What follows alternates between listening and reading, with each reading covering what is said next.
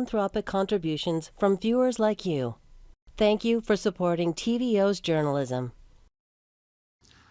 Does your psychologist know your politics? Should you know theirs? In what can be highly divisive political times, it's an issue coming up on the proverbial therapist's couch, and we'll examine it tonight. Then, Nam Kiwanuka finds out why so-called hustle culture may be on its way out among those tired of the gig economy churn. It's Tuesday, April 19th, and that's next on the agenda.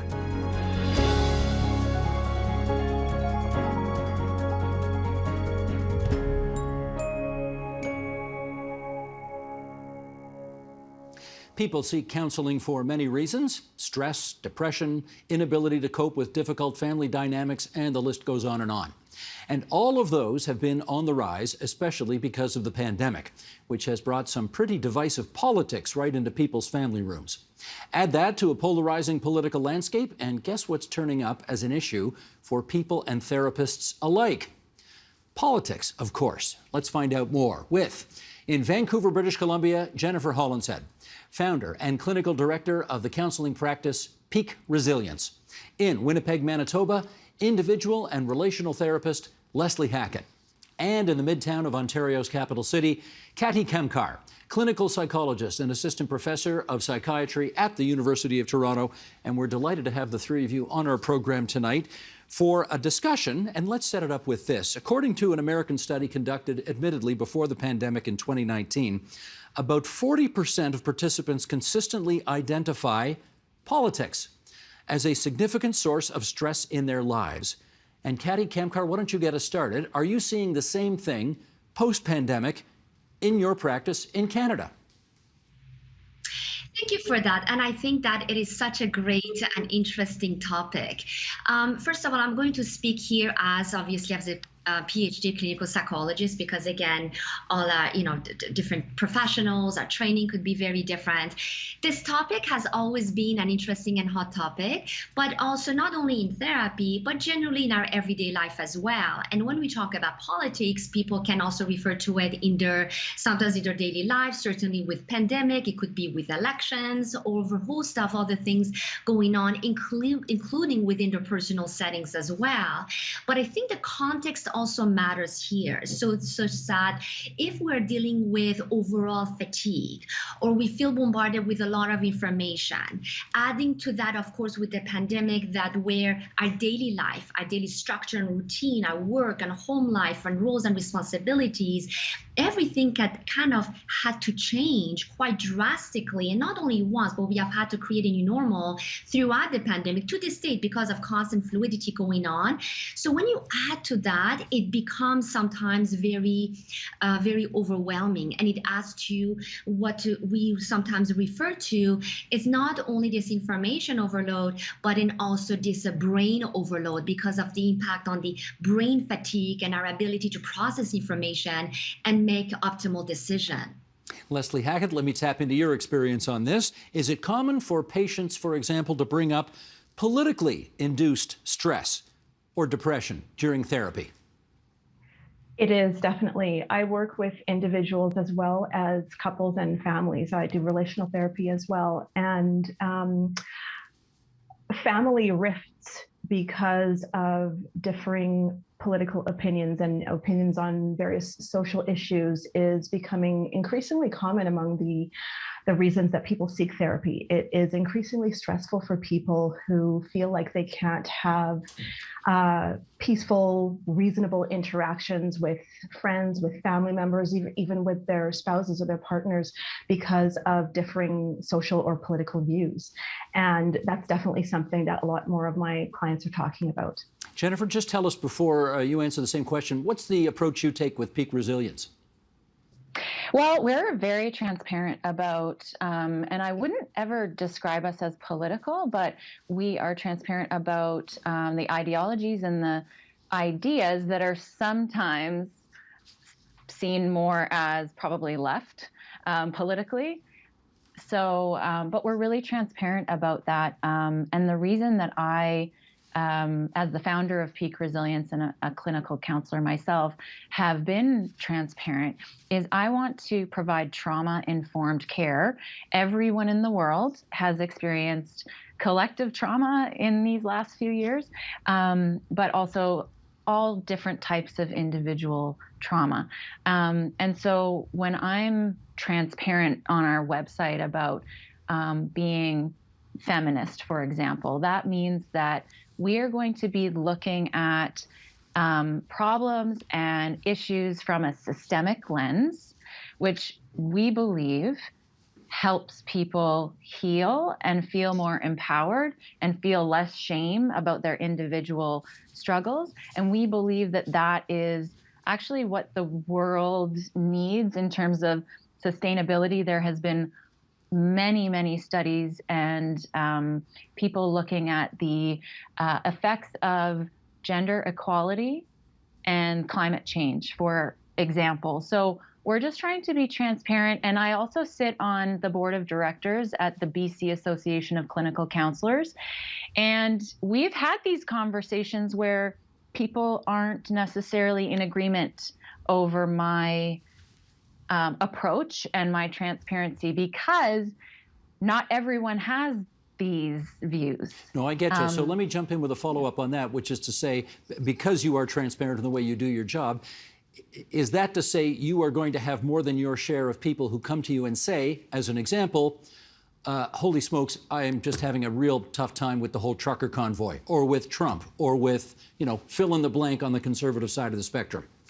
Yeah, absolutely. And they usually are talking about whatever their political concerns are in relation to the deep relational issues going on in their lives. So they might be afraid of what's going on with the trucker convoy. And basically the anxiety that they were normally experiencing goes from a 2 to a 10 because they are living right beside a protest zone.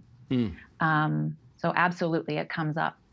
Katty, simple things like wearing a mask, or whether you want to be vaccinated, or the convoy, which was not so simple, but it's another example of something that became truly polarizing over the past couple of years. Do you see those kinds of things showing up when you're dealing with people? Absolutely, because as you mentioned, those things have led to relationship strains and conflicts and arguments. Do I attend this setting? Do I attend this party? And what do I do? And so on. So everyone's preferences and experience are going to be very different. But the goal is really around minimizing any symptoms, optimizing a person's functioning. It could be their personal, occupational, social functioning. But it's really also around, as we talked about, in building the individualized pathway to self-care, building our emotional resilience and developing strategies, proactive coping strategies. So for everyone, it's going to be different, but it's often, again, not necessarily the actual situation. Like, for example, we just gave the example of the protests or the truck-related the stress and so on, but it's around what can I do? How can I cope with it to boost my quality of life and the well-being? Yeah, Leslie, can I get you to weigh in on that as well? Have you seen people come forward saying the whole mask debate has really got me, down, or the whole issue of lockdowns? I've really run into some difficulties with family or friends over the issue of lockdowns, and it's really getting to me. Is that part of your daily reality? Absolutely. And when we get into those issues, again, the issue, like my discussion with my client is not necessarily about whether wearing masks should be required or whether it is appropriate or if effective. It's about the effect that the stress of the disagreement is putting on them. The effect of the accumulating stress that we've all been dealing with for so long, not just because of the pandemic, but because of all the other issues that we're dealing with locally, nationally, globally, that puts increasing pressure on us, and that puts increasing strain on our relationships. And so what I try to focus on with my clients is what is the best way to navigate this conflict? How do we want to react? What do we need from other people in terms of improving our relationships and our interactions with them? How do we not let this accumulating stress interfere in the types of relationships that we want to be able to have with people? I'd also like to find out how all of this has an impact on all of you. For example, Jennifer, I don't know, are there circumstances where you find yourself feeling say more vulnerable than not because of a particular difficulty that a client has? Absolutely. And that's another part of intersectional feminist therapy, is realizing and believing that the therapist is not kind of the well and good treating the bad and broken. The therapist is a human being alongside a client who is also a human being. And so I have gone through my own recovery and still processing sexual trauma that I've experienced and my own mental health struggles that resulted. And so I'm really trying to practice what I talk about. And that's really where I find meaning in the work. And I find my clients and my colleagues, because I also supervise people doing this, find so much meaning. And that's where we get resiliency in the work. It's not just treating symptoms. It's not just changing thoughts. It's actually looking at, wait a second, what's actually going on in the world? How can we understand it better? And how does it impact our mental health? And what power do we have to shift it? First of all, thank you for being so honest about that. Second of all, it does raise the interesting question of who does the consultant consult when she has a problem? How'd you figure that out? I have supervisors and my own therapist and my colleagues, and we are always consulting, and we always are trying to critically reflect on why we're doing what we're doing and what is my own stuff that maybe is not helpful for this situation. Maybe just put this aside, but also if the person in front of me is suffering from something that I think it might help for them to know that I've had the same experience, I'm not going to hold that back just because it's been taught to me that I should be a professional, kind of a blank slate. Gotcha. Caddy, because I've met you before, I also happen to know that you are a very diminutive person, which I think could add to your vulnerability if you find yourself in a difficult situation, particularly if you were with, let's say, a client who was 6'2" and 200 pounds and male. So how do you negotiate around all that vulnerability?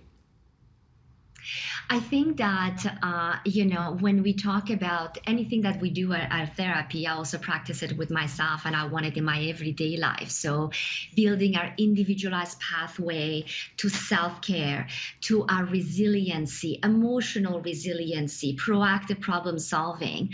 And in therapy, everyone can have their own unique preferences, unique experiences, and it's all around building and optimizing collaboration, engagement, because as we know, these are also the key predictive factors to positive therapy outcome.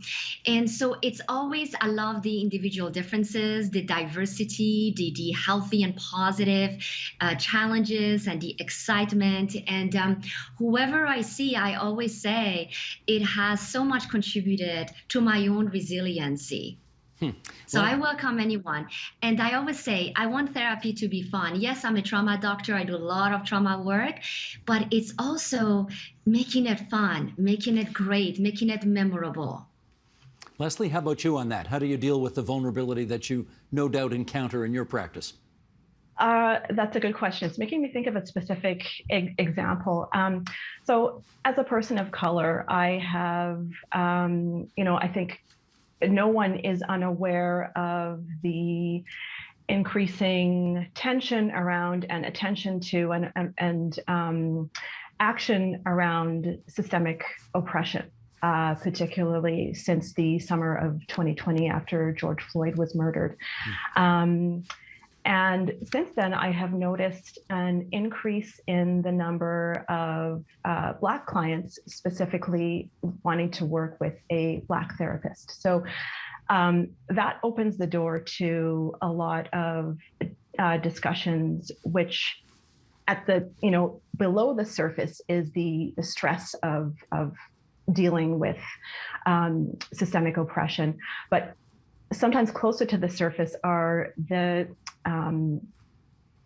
questions of political beliefs. And some clients might be surprised that depending on what types of views they express, I am not necessarily going to not challenge them, because good therapy is about finding the balance between comfort and a good alliance and challenge. It's a strong therapeutic alliance that allows for the necessary challenges that I have to do with my clients in order for therapy to be effective. So that's kind of on one side of it.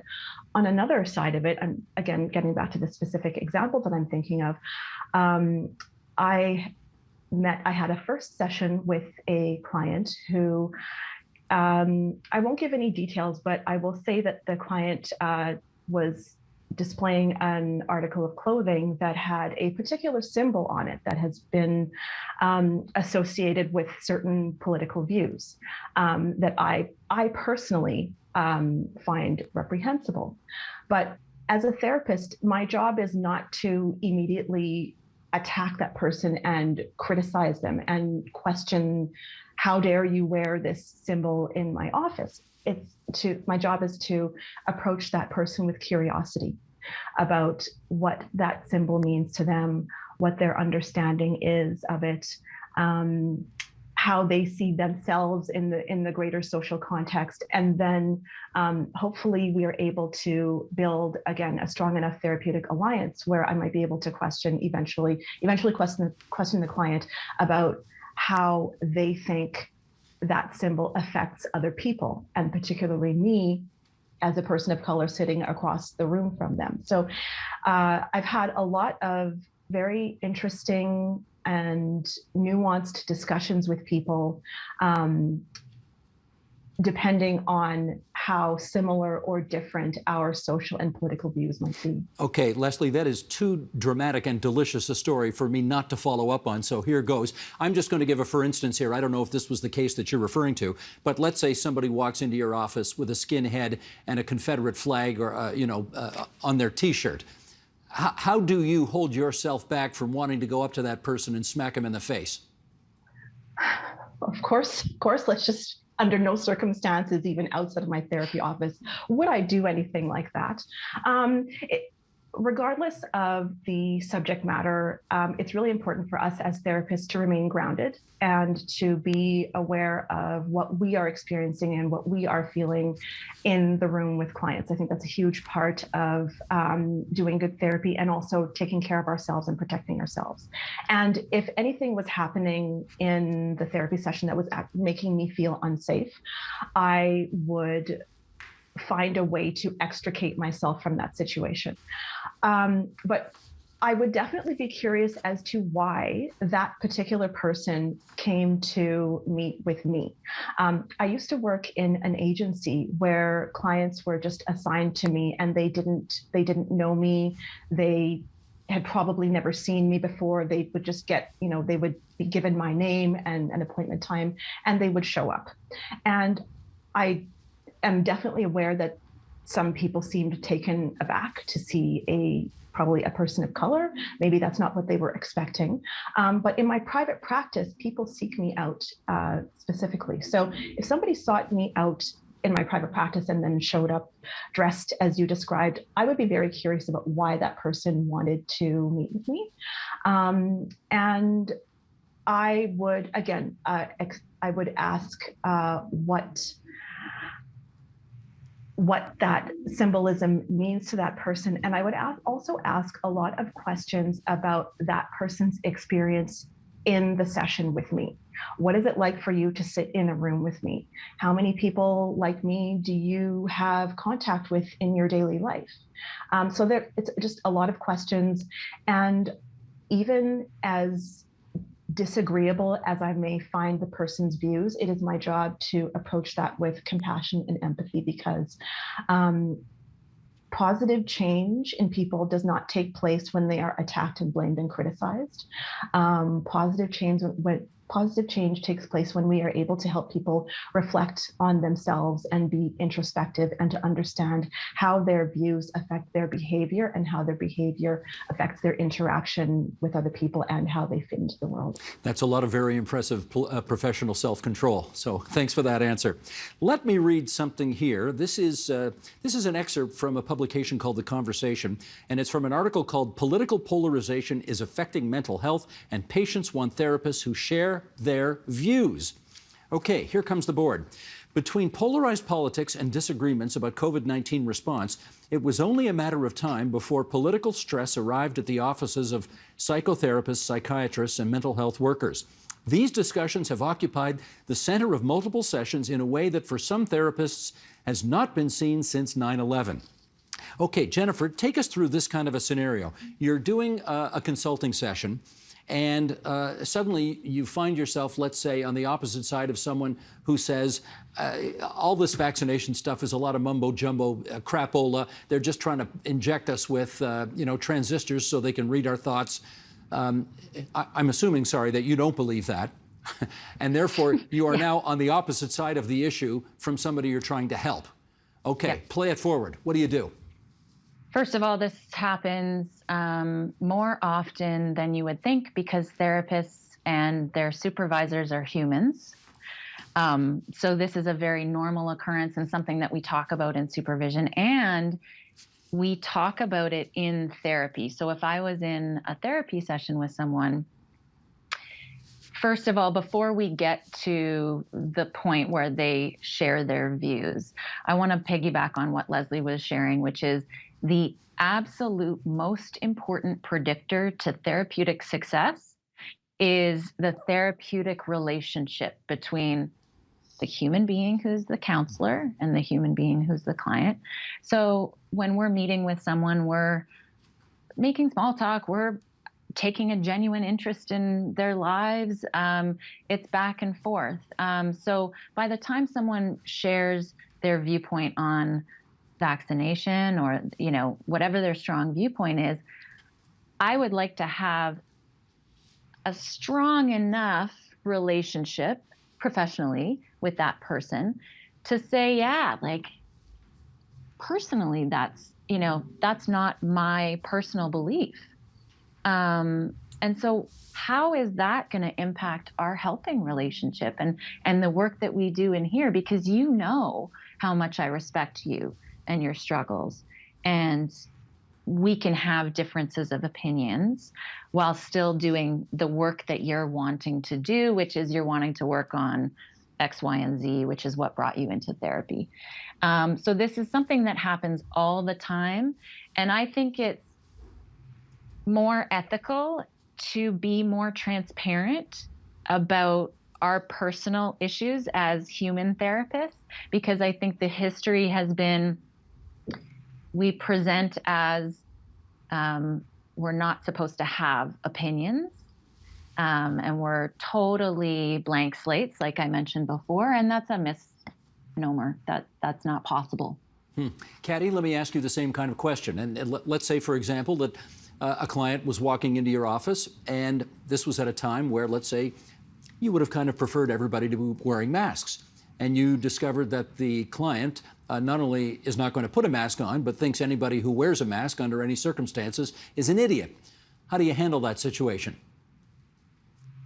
Well, thankfully, I have not encountered that situation because of the wonders of the virtual world. And we have now great data showing how telemedicine, teletherapy, and telehealth and video therapy are very effective, if not even as effective as in person. But of course, we need further data, further research. But prior to even setting an appointment, it's about, of course, setting the policies and what are the policies and guidelines. guidelines for any also in person. So this is something that the person would walk in with an absolute knowledge. Now, even for, let's say, video or telehealth, prior to any appointment, now clients, it's a positive thing. They often express their preference, and that's important. So they would say, well, I prefer to have a female therapist. I would prefer to have a male therapist. I would prefer someone with this religious background or this cultural background, and so on. So as much as possible,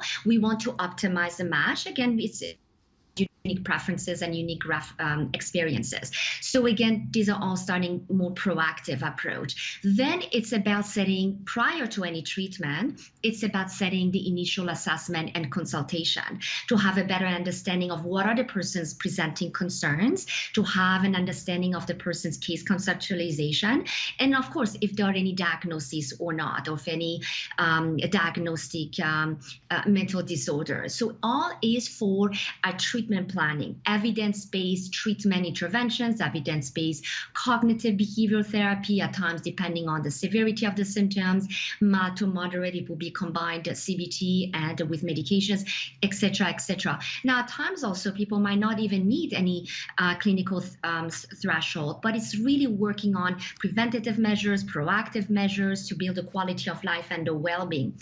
So it's again how to, so if anyone would enter therapy, we want to listen on what are the persons presenting concerns, because if they are coming, there is something. And so it's not about necessarily me believing or agreeing with, but it's about helping them how they can manage their everyday life better, and of course interpersonal relationships better, and everything surrounding their life. So for example, they don't want to wear a mask, okay, but they also know that with not wearing it, maybe it has created a conflict in their personal life, family life, or maybe work life, or day to day. How can we resolve those issues? So it's again quality of life and well-being and the overall functioning. And I think that here is, I think all we're talking about taking together, it's also growth. It's focusing on the person's growth, psychological growth, personal growth, their emotional growth, which is, it never ends. This is true for me, for all of us. And that's the beauty of a human being. Indeed. I have to say, this has been a most instructive and informative last half hour. And am I allowed to say this? And very therapeutic for the host as well. So thank you, you three. Jennifer Hollinshead, Leslie Hackett, and Kati Kamkar. Really good of all three of you to join us here on TVO tonight. Thank you so much. Thank you. It's been my pleasure to speak with all of you. Thank you so much.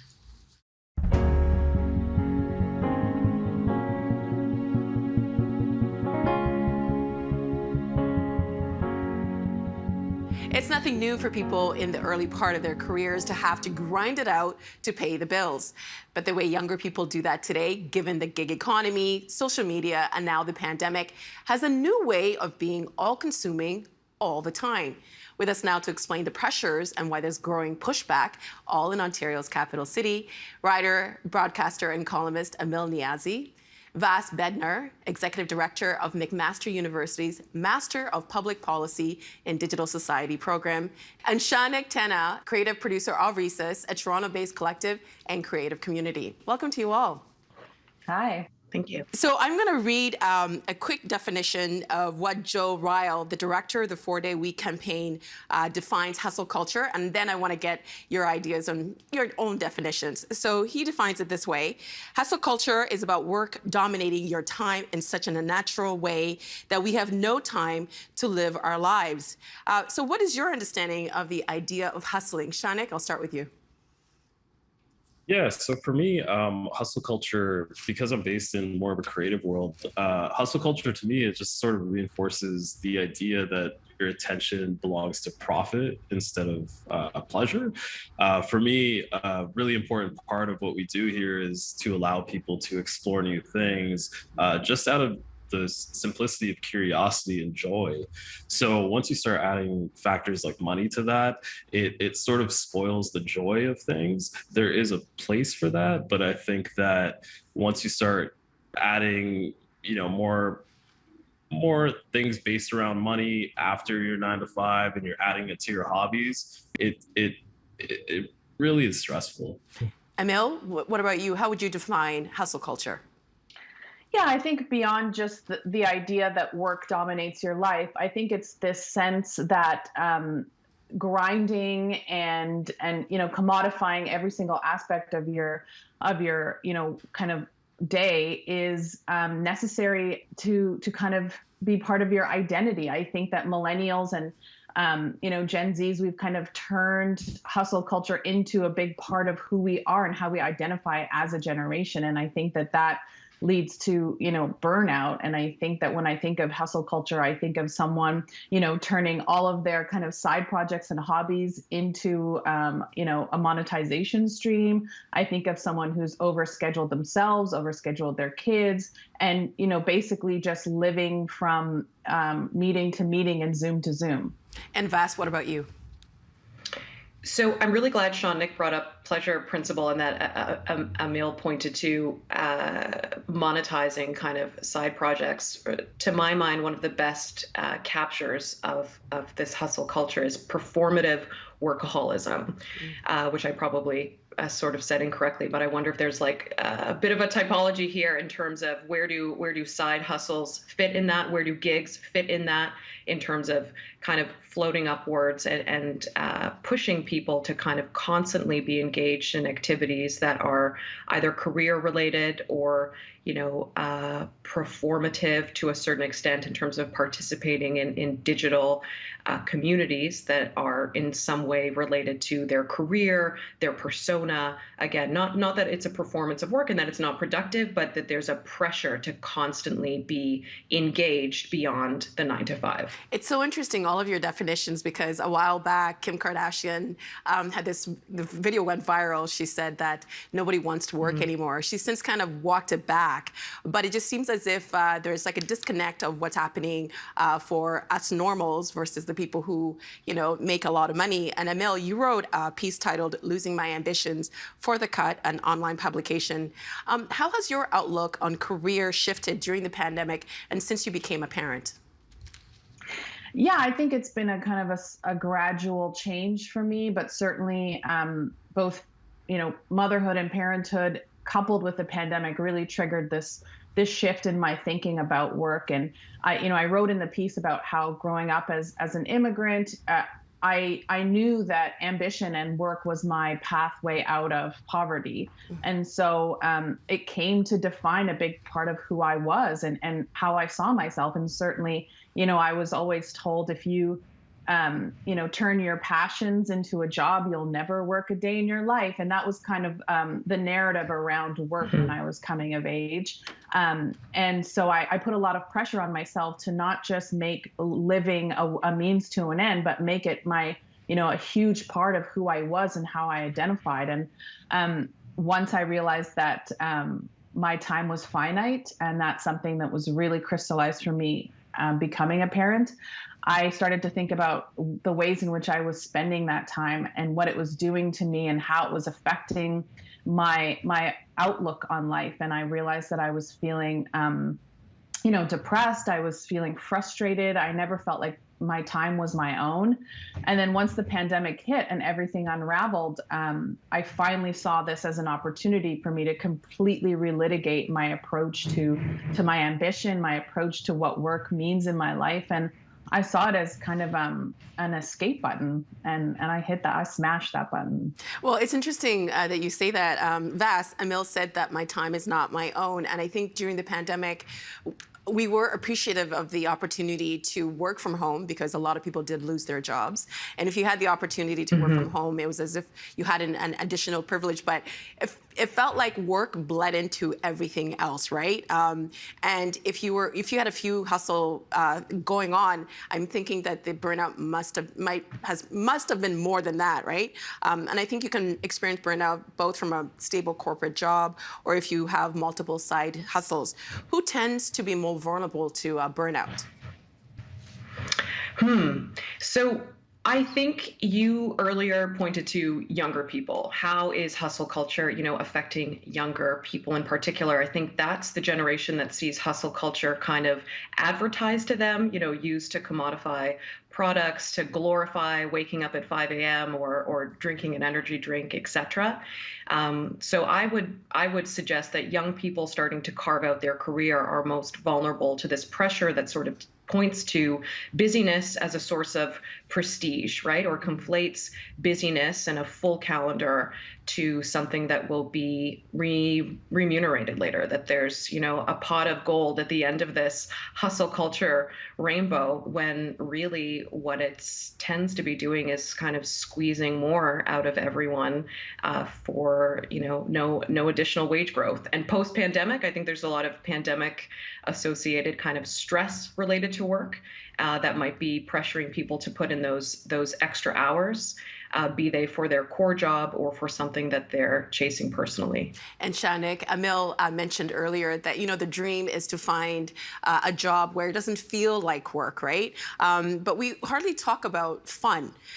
You're part of a collective that uses workshops and events that allows people to connect with their creativity and with each other. What's the importance of play?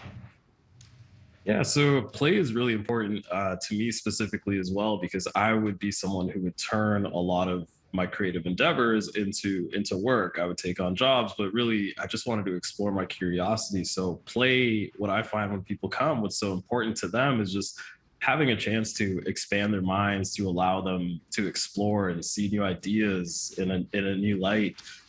Just to be more engaged. And play, it really just broadens possibilities. It helps you make connections with things you wouldn't have made. You'll be able to come to a workshop and just meet someone or try something that you never would have thought of doing, like creative writing or kombucha making, things like that.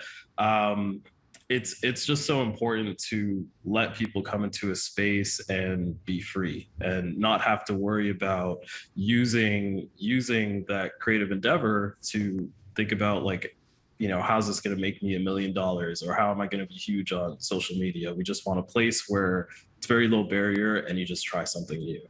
And Emil, you know, social media and pop culture seem to be playing a greater role in our lives. We've seen trends like #girlboss, and they're pushing the message, especially to women, that you have to work harder to make things happen. Is it that simple? No, it's not that simple at all. And in fact, I think that there's a huge pushback now against that kind of toxic girl boss mentality, because the fact is that, you know, women in particular have been doing it for less. We know that we, you know, are underpaid and we're underrepresented in all levels of management. And, you know, we've seen what a dramatic decrease in women in the workforce happened when the pandemic shifted the responsibility of care, and suddenly it was clear who's been kind of holding up society, basically, is women and working moms. And so I think that, you know, the girl boss mentality posits that if you just hustle harder and work harder, that somehow you will achieve this level of independence. Because I think it's all about pushing, being, you know, the CEO, the entrepreneur, the person who's in charge, because somehow that will give you back your time. And I think that's so fallacious, because we know that those people work even harder and have less breaks. And so I think you just end up in this trap where there's no out, there's no opportunity for you to actually live your life. You're just in constant search of capital, and it's led by consumption, and it's sort of being sold to you, and it's being sold to you so that you can buy other products in service of this ethos. I want to look at some numbers, and Vas, I want to come to you afterwards. And this is from the Financial Post. The article states millennials are more likely to quit their job if they can't maintain control over where and when they work. Canadians between 18 and 34 years old were much more likely to choose a 30-hour work week than their older colleagues.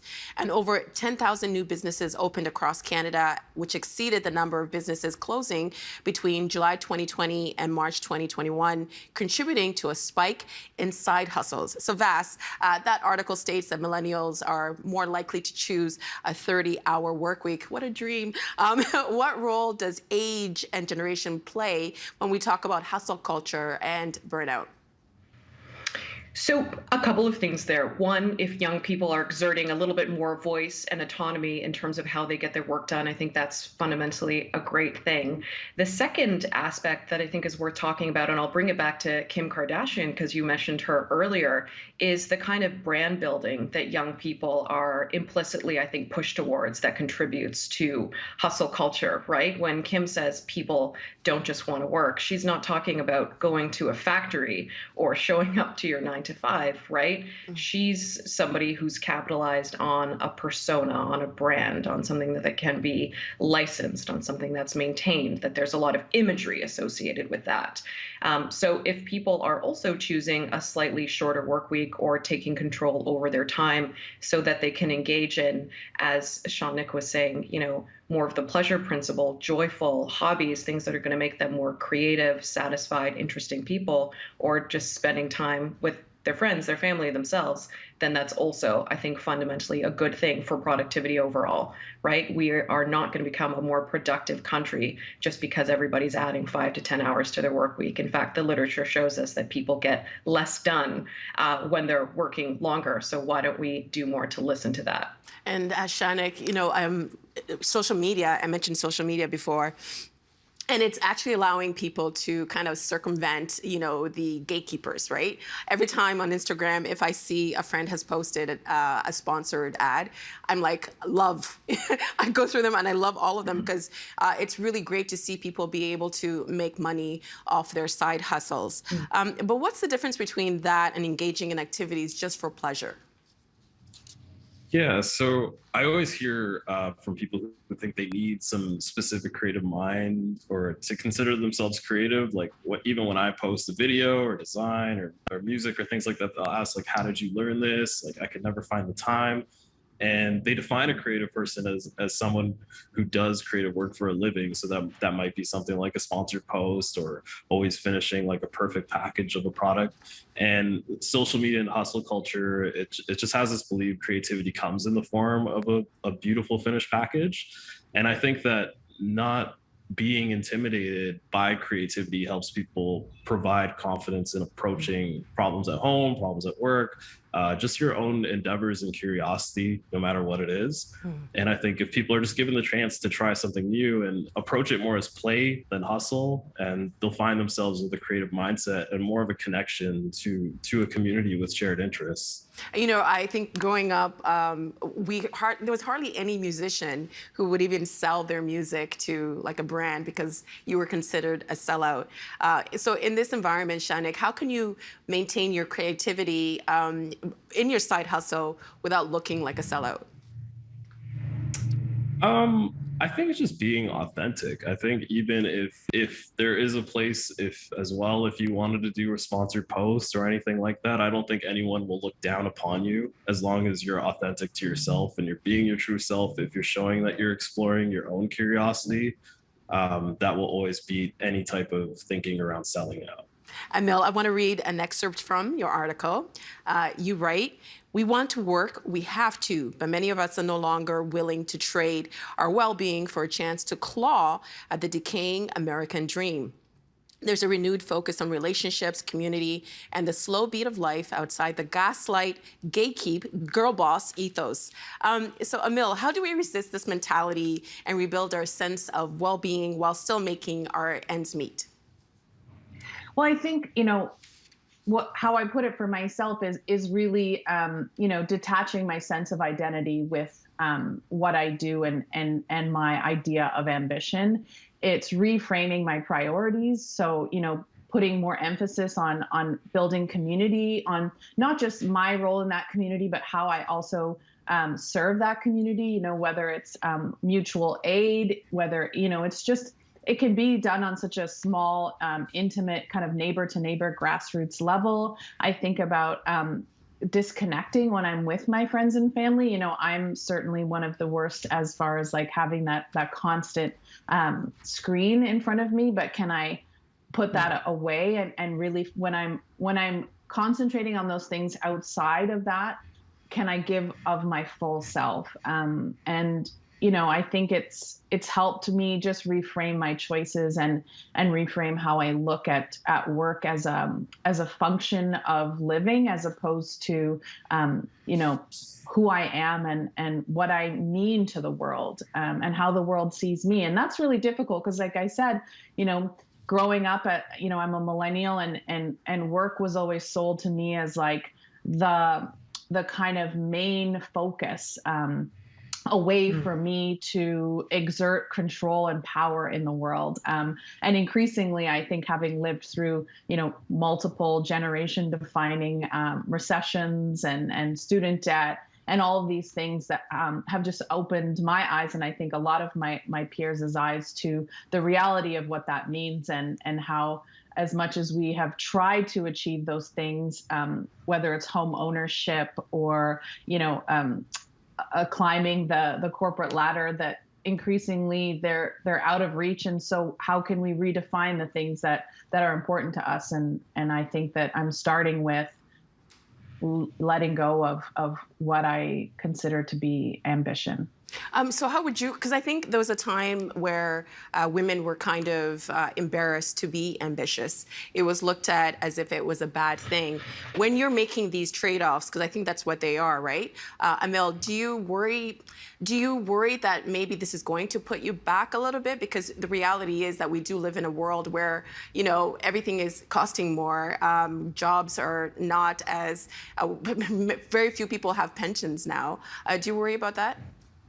I worry about it all the time. I have kids. I live in Toronto, so I live in one of the most expensive cities in the world, let alone the country. And I'm not naive to what it means to be able to, feed my family and house my family and house myself. And there's no kind of nirvana in which I exist where those are not part of my reality. And I also still, I think, reframing ambition doesn't mean that I don't work hard and that I don't still value work. It just means that it's not going to take over my life in the way that it has. And of course I worry. I mean, I'm a woman, and I know, like, one of the things that spurred this article was, I read a stat that said women reach their peak earning years, in their early to mid 40s. That's not far off from me. And the idea that this is the most that I'll be making after everything that I've put into building my career is very concerning. It gives me a lot of anxiety. But what am I going to do with that worry, and how am I going to use it to build the kind of life that I want? Because I know that the market's not going to respond to my needs and my anxieties. I'm going to have to figure out how I make ends meet, but still maintain my sense of time and my sense of self within all of that. And Vas, thinking of what Emil said, having these trade-offs, I think before, in previous generations, the payoff was the pension. You work, you put in all these hours, you were dedicated to your job, because at the end of it, you receive this nice pension, right? But studies suggest that gig economy and telework are contributing factors to overworking. In your view, how has the pandemic accelerated these trends? Well, I think already before the pandemic, we saw more people in more precarious work, right? At that time, the average Canadian had about 7 to 9 job shifts, if not, total career changes over the course of their lifetime, which is very different than starting in one role and growing with a company and kind of, again, having a cushion at the end of it. So one, I think people have been jarred and potentially traumatized, and the world is very volatile right now. And in this period of inflation, of course, I can see how it nudges people to working more, doing extra as a way to maybe comfort themselves or feel like you're insulating yourself or making yourself a more competitive candidate for something in the future. But what I love about what Emil's pointing to is, what is ambition? What is it that we covet for ourselves and for each other? And I think in this hyper digital age, we've somehow allowed our career goals to be reshaped, where the person is at the center of it, right? We're very tightly connected to our work in terms of how we present ourselves. And we're maybe losing that sense of what it means to be a community, what it means to be a collective, what it means to be playful, what it means to rest, and what that does for who we are as people going forward. So maybe we also have to remake and kind of grab onto this digital dream and continue to call it out for its falsehoods and the mythology that it's sort of captivating people with. Shanik, I saw you nodding. Yeah, I totally agree. I think that I think we get sucked up into what happens on our phones, on our screens all day, that it's very hard to us to see outside of that right now because of how these digital technologies almost control us. It's hard for us to connect with communities. And for me, it just matters so much to connect and find that community because, you know, I found joy in connecting with that community, joy in really pursuing my hobbies. I grew up moving around a lot. So just finding a community that I share similar interests with and can share thoughts and concerns and I can help out, like it really means a lot to me. So again, like it's just so important to get beyond the screen, to not get so caught up in the illusion of hustle culture and to really just find those people around you. That's interesting, the word you used, illusion. So you're saying hustle culture is not real? I think hustle culture is a real thing, but I think that when we see, you know, like a sponsored post, we see our friend posting sponsored posts, or we see all these beautiful packages on Instagram and things like that takes a lot of work. It's not the easiest thing. So when you're being sold this dream that everything is easy and, you know, you can just go make some YouTube videos or create some photos and you'll automatically be making money, there's a lot more to it. It's a lot of sacrifice. It's a lot of work. It takes up a lot of time as well. So I think for a lot of people, that's not a life that they actually do want to be living. But for those that do it, you know, there's positivity to it as well. But I think you really need to hone into what brings you joy. I wanted to follow up with you, Shanik. We tend to associate creative and freelancing work with freedom, but there's also a lot of uncertainty. So being a creator yourself, how do you navigate and balance these different aspects? I think, you know, there is a lot of uncertainty, but I think the biggest thing for me, at least, was to really find a community within that freelance community that I could lean on. Even at the space that I'm at, the recess space, we have a lot of photographers that come through here. We have a lot of people who are just starting to learn. We have a lot of experienced people that come through. So really, I think for me, it was using digital platforms like Instagram as more of a tool to actually connect with people that I can meet with in real life and share concerns or share problems that we might be having and really share knowledge between each other. And Vas, you know, we've been hearing communities advocating for 4-day work weeks. Do you think that hustle culture will become less prominent in the future, or will it actually persist even more?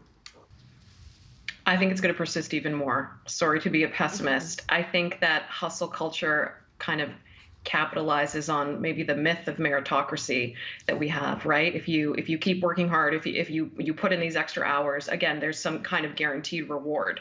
And when I think about the messages we give young people as they start to carve out their careers, they're very much aligned with this hustle culture, but they're also, we give people very coded messages, right? That it matters who you know, that networks matter, that you should randomly and sporadically message people on LinkedIn, and this will kind of ensure you have a good career. And no disrespect to people that meet people online, that's a great way to reach out and make new connections. But I think if you dig into that, you start to realize that we're telling people who you know matters, right? And why should it matter that much? And you know, do we have equitable hiring processes, or are we really just looking for referrals and you know, hiring through word of mouth and cutting corners because we don't have time? I don't know if this actually truly relates to hustle culture, but this is certainly what's coming top of mind to me as I'm listening to my colleagues on this panel. I do think it will get a little bit worse, but I think we have some interesting policy tools, both formal public policy and also company policy, that can help to curb it. But if we don't have leadership, if we don't have people who truly model this, then people will never get the message that it's okay to actually not work that 5th day in a 4-day work week. And Emil, That's my thoughts. Thanks, Max. Great thoughts as always. Emil, we have 1 minute left. I think one of the things that we've seen during the pandemic is that this relationship between employees and employers has kind of shifted. Do you think that now it's shifted in a sense to allow employees to know that they actually have more power than they realized before? I do think that there is a slow shift in the relationship, the power balance between employers and employees. I think, we haven't really seen that kind of great resignation of people quitting en masse here in Canada as you see in the US. But what you do see are employees sort of relitigating their relationship to their employer, relitigating what they need and value from work. So whether it's remote work or hybrid work or opportunities to have more flexible work schedules, you see employers kind of getting ahead of that and offering, looking to offer employees better benefits packages that are more reflective of what employees need now. I think there's certainly a change in the dynamic. And I know that, and that's, I agree with you that things are certainly not going to change radically in the near future, but I'll just say that the response to my article, the amount of people that have shared it and have reached out to me, and this is across the board. This is people who are, CEOs. I'm talking about, like senior managers who have reached out to me and said, you have completely echoed everything that I've been thinking and feeling, and so are my friends. So while, I'm also usually a cynic in these moments, I see a shift. I see a change. Good. Yeah. I loved your article, and I feel hopeful too. And thank you for writing it. Thank you. Thank you so much for all of your insights. I really enjoyed this conversation. At the beginning, when we were chatting, I mentioned that whenever I think of hustle culture, I think of the Cardinal official video, Hustling. So if anybody wants to look at it, it kind of gives you the impression of what hustle culture is like. You're always moving fast and quickly because you're in competition. And so lots to think about tonight. Thank you so much. Thank you.